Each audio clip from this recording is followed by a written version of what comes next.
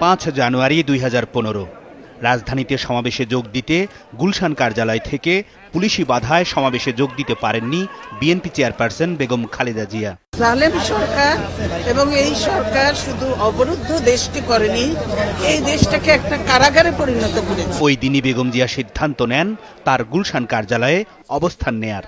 এরপর থেকে কার্যালয়ে অবস্থান করছিলেন সাবেক এই প্রধানমন্ত্রী। তারপর থেকে চলে বিএনপি জোটের টানা অবরোধ হরতাল।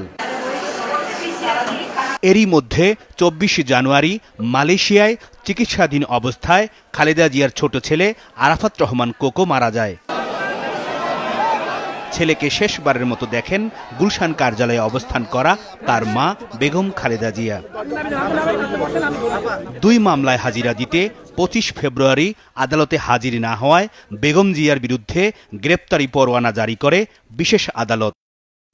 আমি কিন্তু বারবার এই কথাটা বলছি যে গ্রেপ্তারি পরোয়ানা যেটা দেওয়া হয়েছে সেটার যুক্তিকতা হচ্ছে এইটাই যে কেউ যদি কাউরির দায়িত্ব না নেয়, কেউ যদি আদালতে মামলা পরিচালনা করার জন্য তার পক্ষ থেকে রিপ্রেজেন্ট না করে, সুতরাং মাননীয় আদালতের এছাড়া আর করার কোনো কিছু পথ থাকে না। মামলার পরবর্তী শুনানি মার্চ মাসের 4 তারিখ।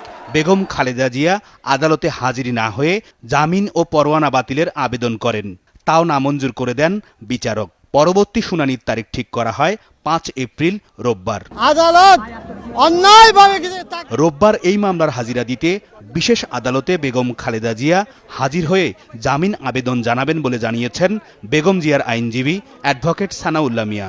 তিনি আইনি পদে শ্রদ্ধাশীল, আগামীকাল 2টি মামলায় তিনি যাবেন এবং আমরা জামিনের দরখাস্ত দিব।